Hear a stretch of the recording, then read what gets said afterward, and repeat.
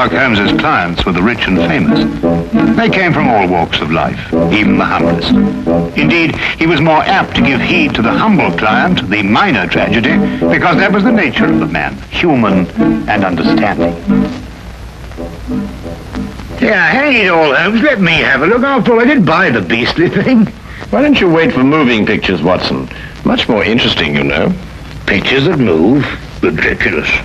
I'm not being ridiculous. They've already been invented by a Frenchman named Lumiere, and an American Edison seems to have made it quite practical. Absurd. He'll never get anywhere with them, you'll see. Not commercially anyway. Nobody will be interested. Come in.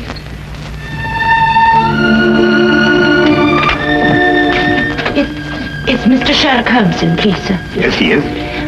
I'd like to see him if he'll speak to me, please, sir. Of course he will.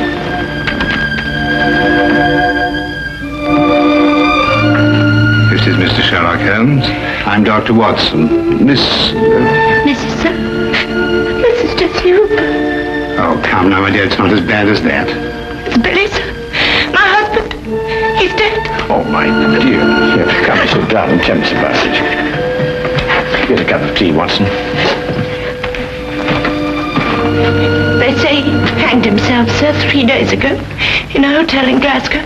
Oh, yes, I remember. William Hooper, a traveling salesman with Whipple Brothers, I believe. Yes, sir. Brooms and brushes. He was on his last job for the firm. They were letting him go. Yes, sir, but Billy would have found another job. He wasn't afraid to work. Of course he wasn't. He didn't hang himself, sir. He didn't. Jessie, I believe you have a baby. Yes, sir. 6 months old. Is there any insurance? Yes, sir, but they say because Billy hanged himself. The policy won't be paid. Tell me, Jessie, when did you last see Billy? On the day he went out to Glasgow, on the train. I went out part of the way with him to Doncaster. To cheer him up, I take it. Yes, sir.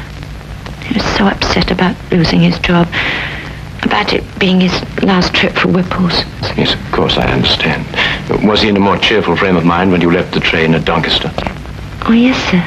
We had ever such a jolly time. There was a gentleman in the compartment who was so funny he kept us in stitches. When he laughed, you just couldn't help laughing with him. I see. Was there anyone who might have benefited by his death? No, sir. No one at all. Was he a native of London? No, sir. He came from Expo. That's a little village in Cornwall. I see. Well, I can't promise anything, Mrs. Hooper, but I'll certainly do my best. Now, where can I get in touch with you?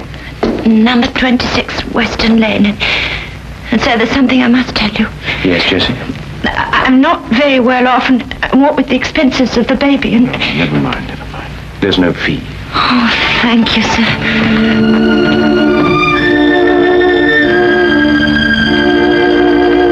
Goodbye, sir. Goodbye, Jessie.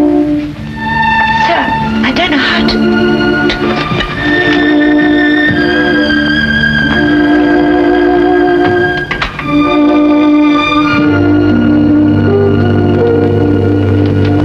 Holmes, how did you know so much about William Hooper? I read about it in the papers, Watson. One of those domestic tragedies that become buried in the back page.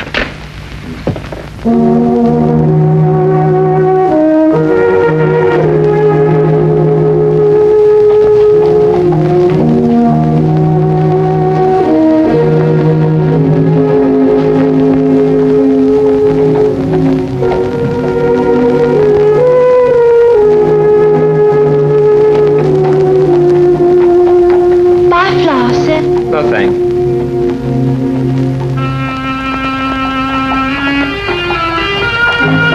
Flowers, sir. Flowers for your missus. Got any stinging nettles?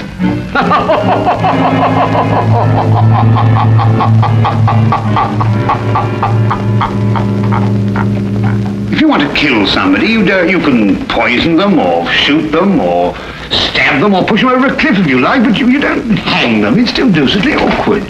Unless, of course, you want to make it look like suicide. Oh, Watson, be a good fellow, would you, and buy me 15 feet of manila rope before we go up to Glasgow? Well, we could buy that anyway. Glasgow?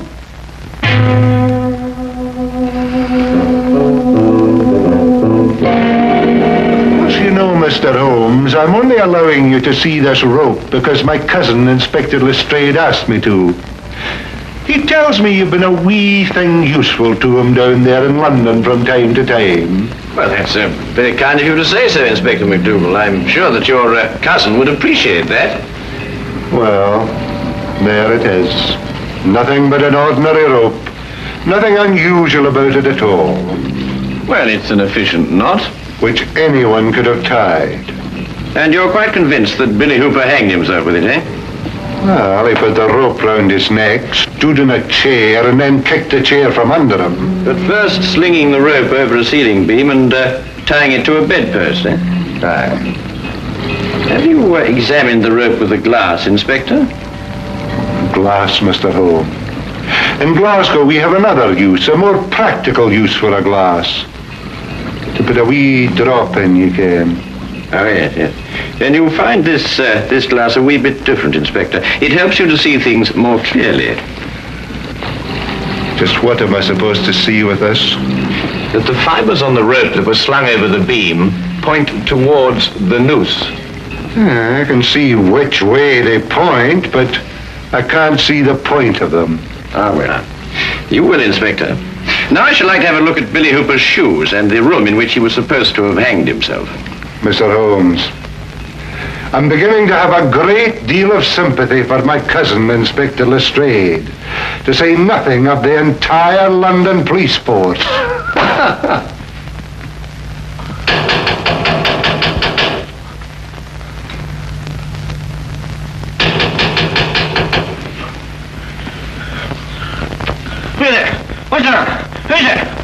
Who is it? Huh? Morning, sir. Morning. Beautiful morning, isn't it? This is the room, gentlemen.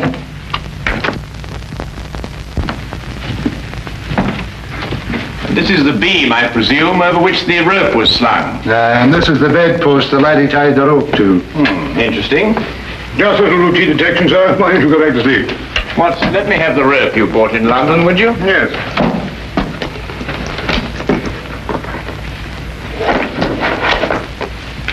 Thank you.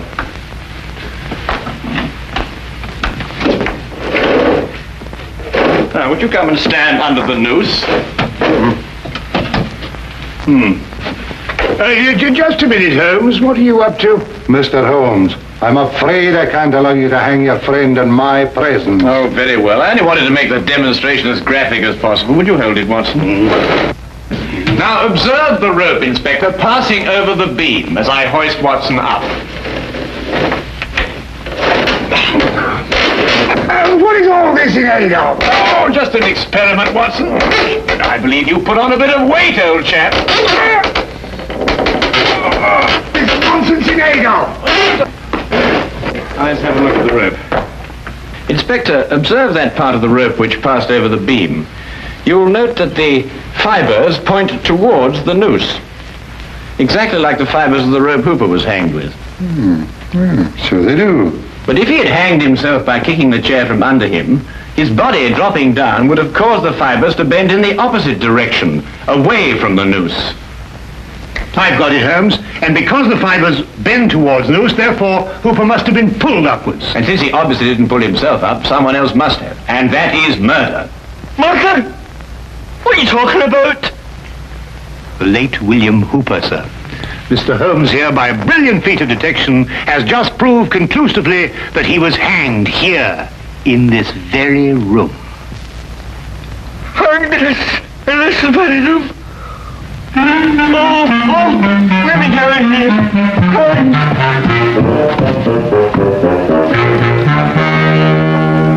And this, I presume, is the chair that Hooper stood on. That's it. Yeah, there are no scratches on the seat. And there was a nail sticking out of Hooper's right shoe. Further evidence if you require any, Inspector. Ah, fragments of glass. Was there a broken drinking glass found on the floor, Inspector? No, nothing at all. Oh, I expect the murderer tied it up after him. But I think that we'll discover that he gave Hooper a drink with a drug in it. Rather difficult to analyze at the moment, but I shall have a look into it. Wasn't there someone in the bed, Watson, when we came in?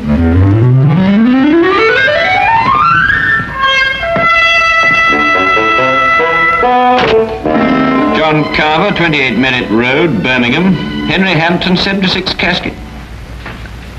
76 Casket Lane. Do you recall Hampton? Hampton. Yes, I remember a salesman, I believe. Stayed just the one night. Not one of our regulars. Did you notice anything in particular about him? No. Yes, he limped. That's right, he limped. He limped, did he? That will prove useful. Thank you.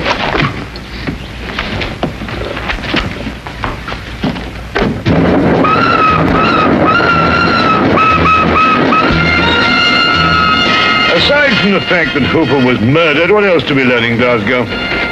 Well, Watson, that the man who registered under the fictitious name of Henry Hampton of 76 Casket Lane is the murderer. Oh, I see. A salesman just happened to be wandering about with a length of manila rope on him. Yes, of course. Didn't you know? He's a rope salesman. But hang it all, Holmes. At least 50 people registered at the hotel that night. What makes you pick on this Hampton chap? Because, my dear fellow, an elementary geographical knowledge of London would tell you that the even numbers in Casket Lane stop in the 60s. Number 76 is obviously a figment of Mr. Hampton's imagination. I see. But then, if both his name and his address are false, where are we going to start looking for him? We begin, obviously, with a trip to Exeter, Billy's birthplace in Cornwall. Now I'll tell you one. About the chap who woke up one morning with an elephant trunk instead of his nose. Began the day by blowing his own trumpet. Anyway, it's nonsense. The murderer be the other side of the world by now.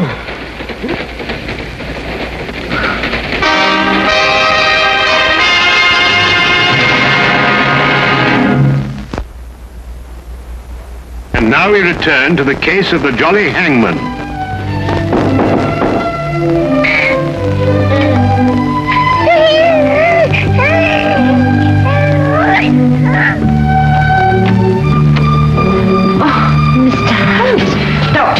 Good morning, Jessie. I hope we haven't interrupted your household chores. Oh, no, sir. Please come in. Thank you. So that's the little man, eh? Yes, sir, that's little Billy. Oh, I say, Holmes, look at that chest, too. Look at these biceps. Yes, Watson, and look at that nice high forehead and that well-developed cranium. Won't you have some tea, sir? I'm sorry, Jessie, but I'm afraid we won't have time. We've come to ask you a few questions about your husband. Yes. Please sit down. Thank you. Dr. Watson and I have just come back from Exeter. It occurred to me that the seeds of what happened in Glasgow were sown in the past. We learned, Jessie, that when Billy was 7 years old, his grandfather was murdered. Did you know that? No, sir. Billy never told me. I can understand that. He was a sensitive young man, and he wouldn't want to burden you with a gruesome story. What happened, sir? Well, at that time, Billy was living alone with his grandfather on an isolated farm. One night, the old man gave shelter to a stranger. The following morning, Billy's grandfather was found murdered, and Billy was discovered incoherent with fear, hiding in a shed. The murderer was never identified. The only thing that Billy could tell the police was that the man limped. Exactly, Watson. However, years passed. The murderer felt comparatively safe. There was only one person in the world who could identify him. The man who once had been that 7-year-old boy. And he probably thought the little boy'd forget anyway. But the little boy didn't forget. The memory remained here, dormant for many years, until it was reawakened in Glasgow. Oh, that window. It's too dark, don't it? Always dropping shut like that. Billy was going to fix it. In Glasgow, sir? Yes, where he encountered the murderer. The memory began to stir, perhaps awakened by that limp. And the murderer began to realize that sooner or later, Billy would remember and identify him. Now I understand. Understand what? Billy's nightmares. Oh, such frightful ones he'd always have. Moaning something about a hobble. Of course, a hobble, a limp. But he could never remember what the nightmares were about. Did Billy ever mention meeting a man who limped? No, sir, never. Then I believe, Watson, we can conclude that Billy had never met the man before the chance encounter in Glasgow. Oh, I'm sure he hadn't, sir. So the signs still point to our mysterious Mr. Hampton. Who's Mr. Hampton, sir? A gentleman I very much wish to lay my hands on. And I will. You may be sure of that, Jesse. My feet are killing me. How many more of these companies have we got to see? Oh, chin up, old chap. Only about a dozen or so. Well, can't we cover them in a hansom? What? A hansom cab on a beautiful day like this? Oh, don't be silly.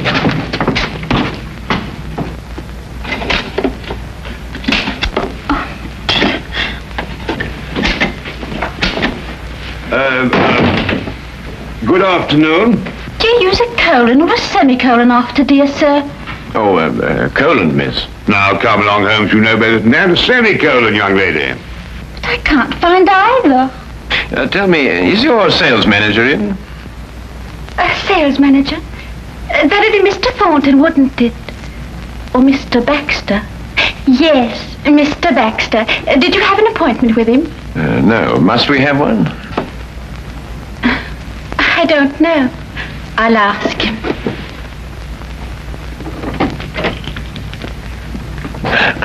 New, I'd say, Holmes.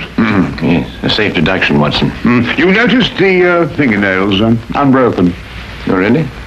Mr. Baxter says you don't have to have an appointment. He'll see you now. Ah, thank you.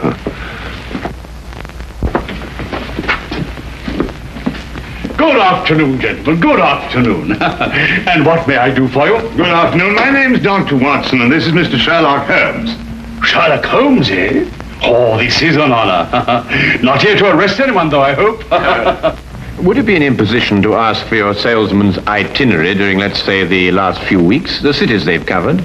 No sooner asked than done, as the genie said. Oh, must be in the file drawer. Our road chart, you know. Dr. Watson, would you mind getting it? It's in the drawer over there. Yes, of course I will. The brown folder. Yes, that's it. Thank you. Now, let's see, shall we? Johnson covered Wales all this month. Harkinson over in Ireland. Now, quite sure you've had no one in Glasgow? That's right. Used to go on the road myself, but not any longer. Can't stand the trains. Haven't been in one for years. Well, thank you very much indeed. And good day to you, sir. Good day. Come back if you've got any loose ends to tie up.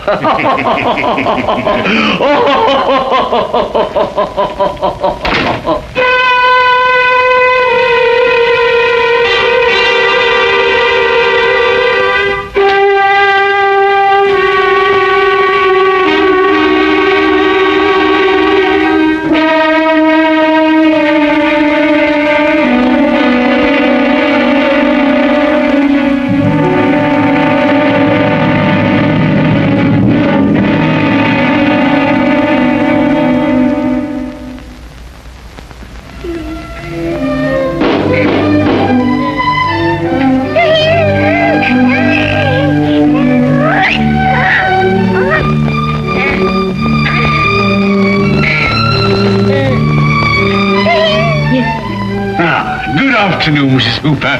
You don't remember me, Mr. Baxter. Oh, yes, of course I do, sir. Won't you come in? Thank you. You were the jolly gentleman on the train with Billy and me. Give me your coats. Oh, thank you. I've come to offer you my deepest sympathy. Yes, sir. Oh, a tragedy, a tragedy. He was a fine boy. Yes, sir. Oh, there. Come now, little lady. There's always a ray of sunshine somewhere. Ah, there it is.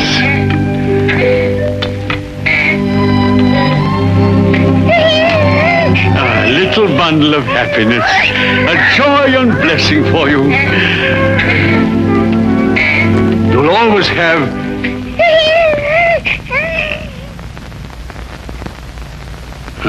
That's right. You didn't know, did you? I was seated all the time you were in the compartment, wasn't I? Well, just goes to show you, we all have our trials and tribulations. Yes, sir. Oh, but here am I, forgetting what I came for.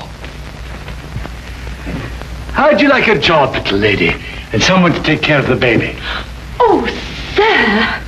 Then let's have a cup of tea and talk about it, shall we? Oh, sir, I don't know how to thank you. I'll do anything. I'll send you to a secretarial school, and then you'll be my secretary. Oh, sir, that would be wonderful. You know, I didn't know how I was going to manage. Oh.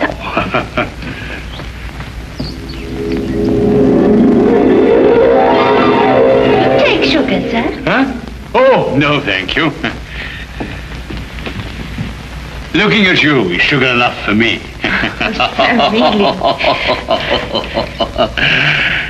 My friend Sherlock Holmes tells me you've been to see him.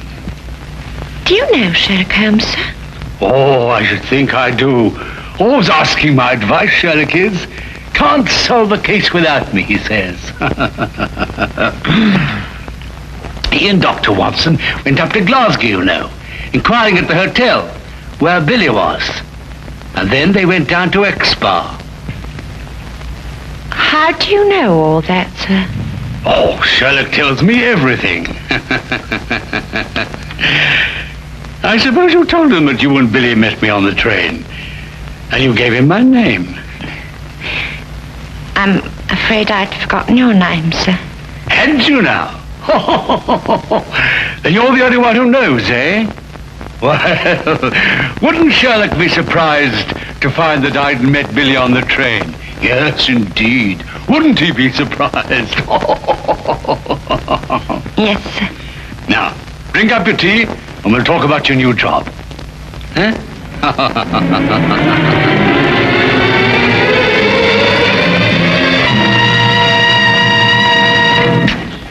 What is it? On the train coming down from Glasgow. What about the train? That's where we heard that laugh. By Jove, you're right. The man telling jokes in the next compartment. Oh, I've been a fool. Why do you suppose he sent you to get that road sharp when he could have got it himself? Well, I suppose I was nearest. No, because he didn't want us to see that he limped. Don't you understand? He's the jolly man in the train who cheered up Billy and Jessie. Yeah. Cabby! Here! Quickly, Watson. We've no time to lose. I'm right behind you. Baxter's office? No. Who's the only person who can prove that Baxter met Billy? Why, Jessie. Yes, of course. 26 Western Lane, driver, and fast. We've got to stop another hanging. Just sleep. Sleep.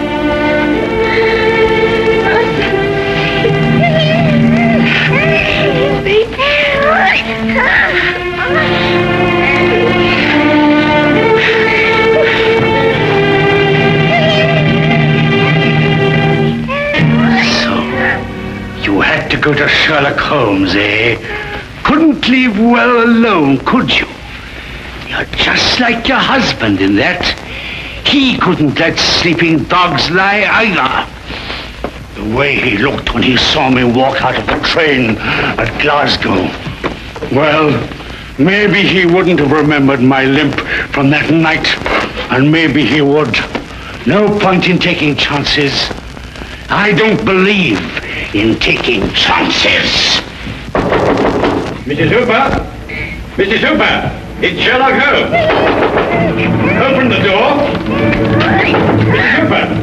Jessie, it's Sherlock Holmes. Open the door! Jessie, open the door! All right, Watson, break it down.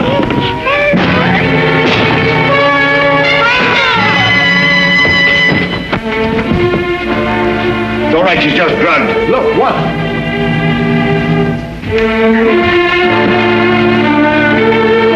No.